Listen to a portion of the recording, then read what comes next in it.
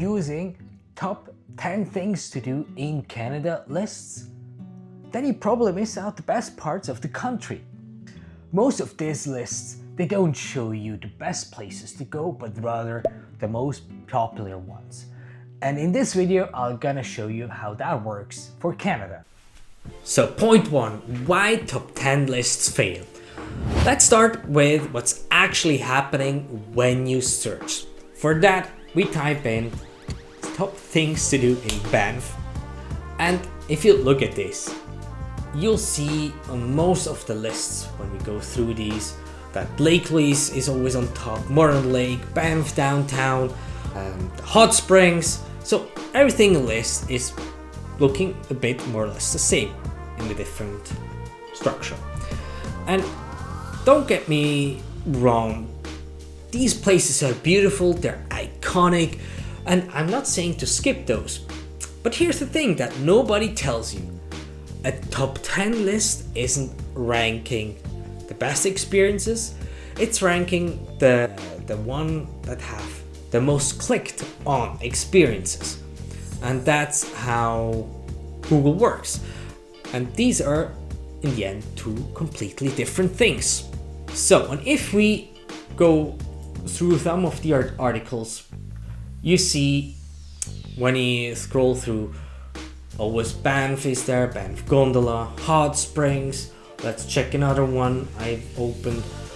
Moraine Lake, you have Johnston Canyon, hot springs, and if you go over here, same things, see the iconic lakes, Lake Louise, Moraine Lake, hiking, Johnston Canyon, and the Fairmont Hotel, that's also a good one, Banff Gondola.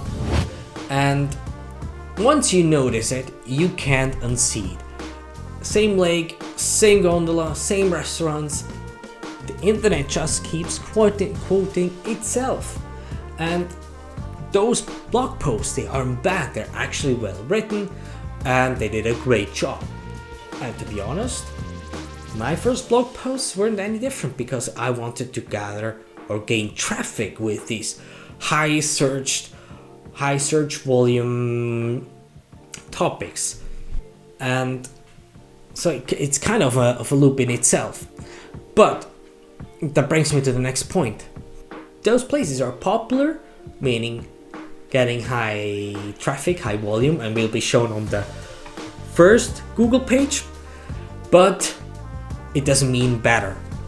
So why is this happening? Why do the same 5 places dominate every list? Even if you type in best things to do in Paris, London, I bet with you will, the top results will always have the same information in it in a different way. But basically it's simple.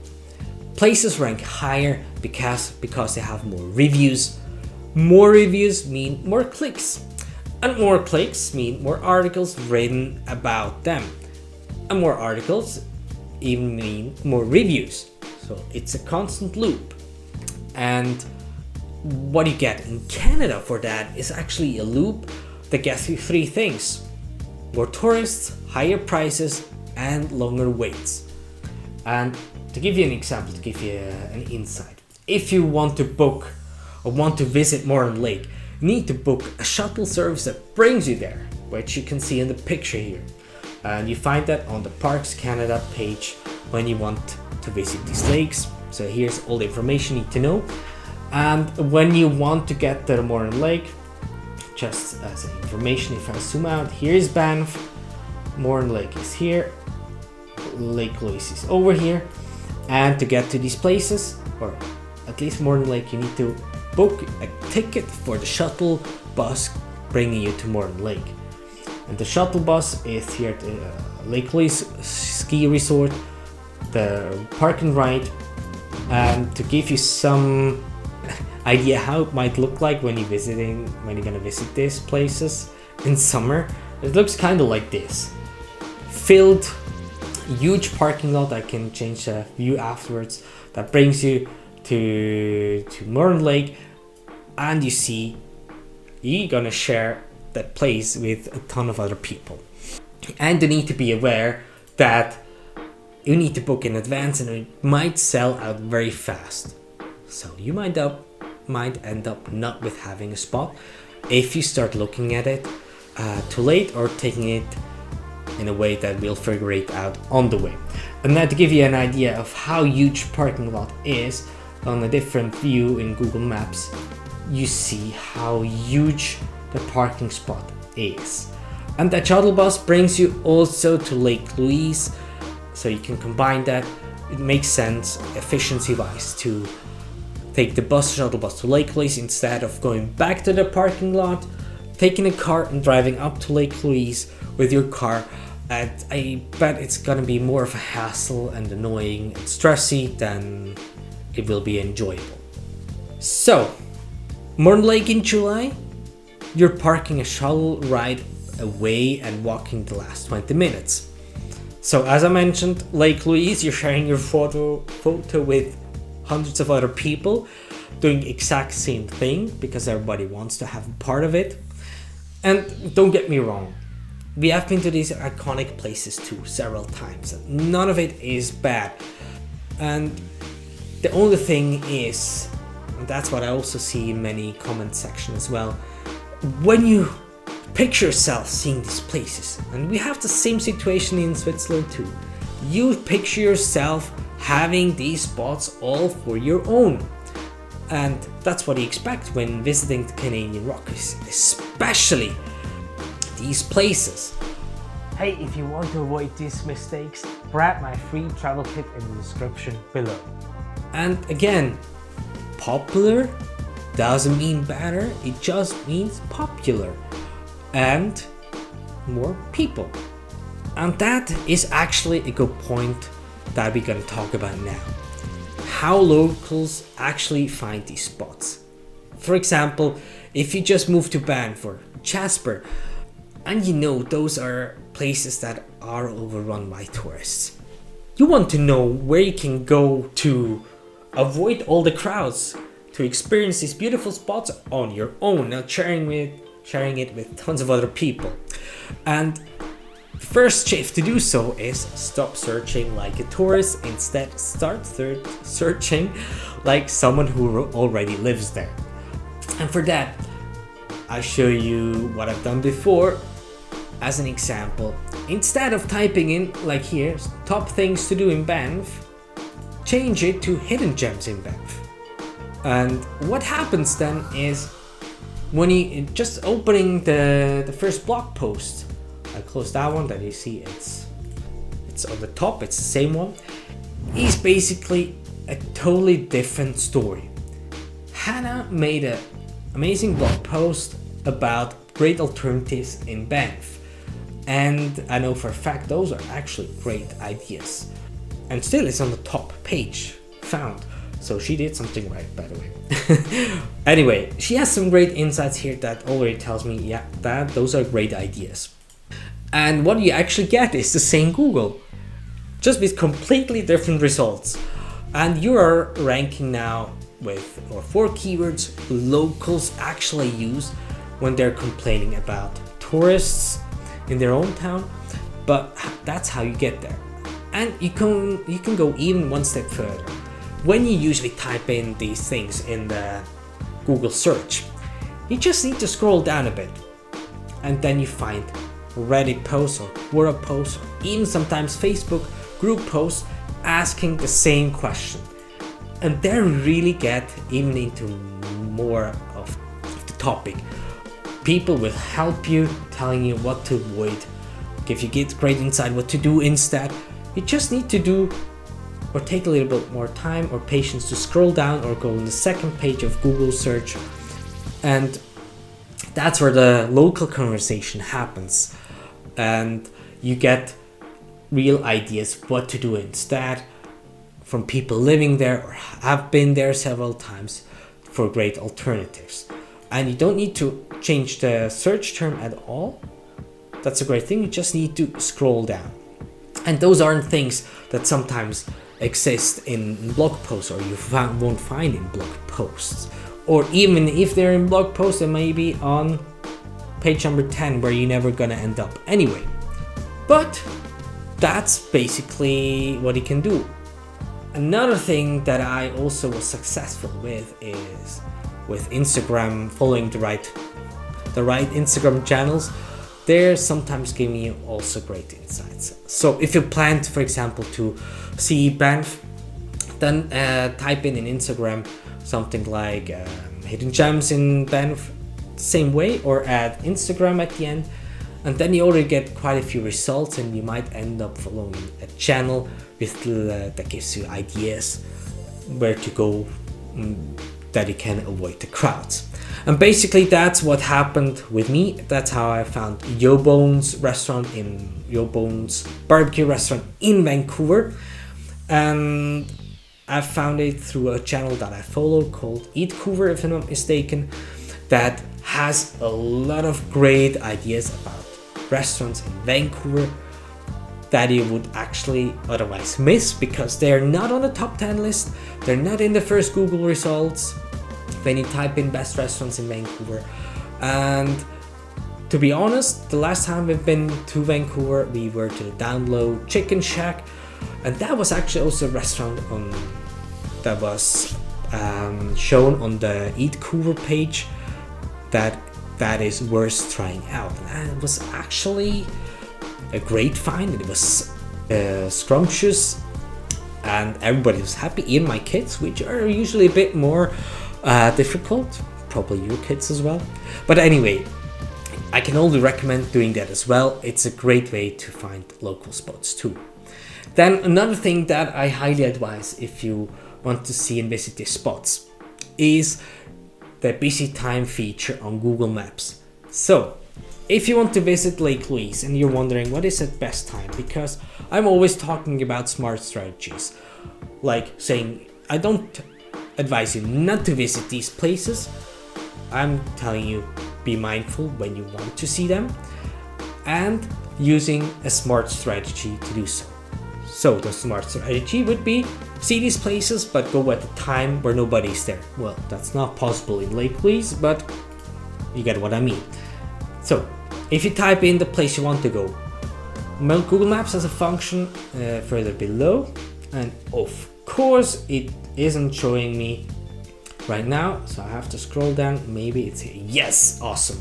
So that was what I was looking for.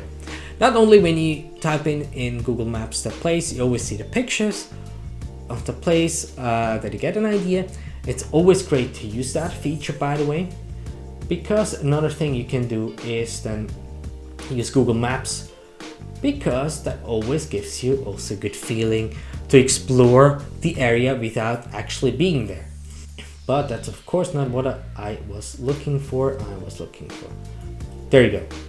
So you can walk along the shore virtually and get an idea how it would look like, what you can expect. But the reason why we're here is the following feature. There's an area that shows you time, how many people usually visit this place during specific times.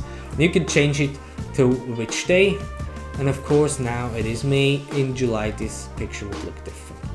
And you can always change this view, that's an average by the way, and you'll see which times are the best to visit Lake Louise, especially if you want to have it for your own. And this also shows you that you don't need to show up at 6 o'clock in the morning, and that you might need to avoid weekends. I know that's not always doable, especially if you have a tight schedule and you only have 3 days in Banff, and these 3 days are on a weekend, then you can't avoid, but you can at least plan in the time the way that you can be there when there are few people. So next point on the list that I want to touch on with you is to do the research, not through Google, but with AI. And for that, let me share that one. Okay, and this idea is a bit newer. I covered it in several videos as well. So what AI does, it doesn't replace you the research, but it makes researching way faster. But the important thing is you need to ask the proper way. So most people open a ChatGPT or any other AI, they ask, plan me a trip for a family of 4, and that's it. And that gets you usually a very generic itinerary like the one below. I already did the work beforehand, so I would be ready for the video. But overall you see same results as in the top blog post: gondola, hot springs, Lake Louise, you name it. What you can do instead is use different prompts. For example, I'll show you all the prompts I created. So it takes a little while.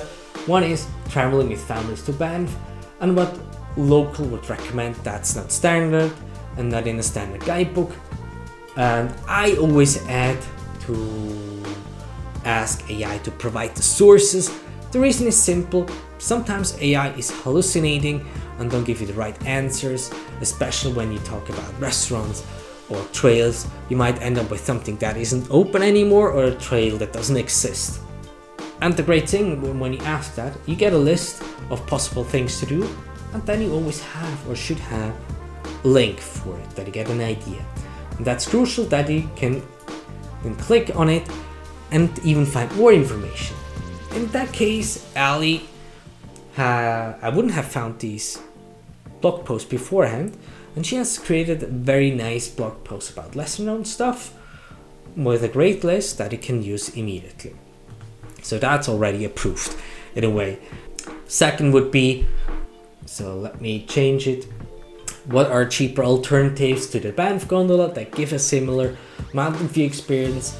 Also include the sources, of course. Then you get a nice little table that gives you a great insight. Another option would be finding Lake Louise summer spots that between July and August near Lake Louise, but with less crowds. Also include sources, of course. And also here it already made a great list. It's not perfect, but it's doable. And anyway, you won't be able to do everything on the list because you don't have that much time usually. And the last thing that I ask you to do is basically, let me load it. What would local do in Jasper on a Saturday morning? Good one, right? And you get a kind of an itinerary for the day with different things to do. Not perfect either, but a great start, and should give you some great inspiration what you can do with AI. And then you also need to feed the AI with more information to tailor it to your needs, of course. And on that note, that's actually how I found a hidden gem in Revelstoke. And the few of you that have been in Revelstoke know most people just drive through Revelstoke, they fill up their fuel, get something to eat, and then they go further ahead. But actually, Revelstoke is quite a quaint town to visit. Make sure to stay there at least 1 or 2 nights if possible, because there's also the Enchanted Forest nearby, which is great for kids. But I found, for example, the Giant Cedars Boardwalk in Revelstoke, which looks amazing to do and must be extremely beautiful with old and huge trees. And most people just drive by, they don't even know that it exists. If AI wouldn't have told me so, I wouldn't know it either. And that for me is already a win. And there are many other things that you mightn't oversee if you wouldn't have used AI in that case. Some ideas you only find with AI. You could do it with just Google research, but it might take you a while longer to do so. So I would say AI gets you 80% of the way, and the verification steps gets you the last 20, including your own research. And if you want the full breakdown of how I prompt, I made a video about it, it's linked up above. And if you would like to have the prompts I use, write me in the comment, let me know, and I'll provide it to you with the respective prompts. So again, top 10 lists, they rank for popularity, not quality. The same 5 spots show up everywhere because that's how the internet works, and not because they're the best. And if you want to find better places in Canada, you do 4 things. You change the search, you go where locals talk, you use basic time feature on Google Maps, and then also use AI as your virtual assistant to do your research, but do it the right way, meaning include the sources in the results. And if I put that together, I would say that's the difference between a tourist trip and the local one. It's not a different country, it's just a different way of looking at it and trying to look through the goggles or glasses of a local. If you get real value from this video, then click on the card which shows the next video with the biggest mistakes in Canada, which helps you saving thousands of dollars, meaning saving you real money. And drop me a comment below, what's the most touristy thing you have done so far in the past, especially in Canada. I read every comment, so I'm curious to see what you're saying.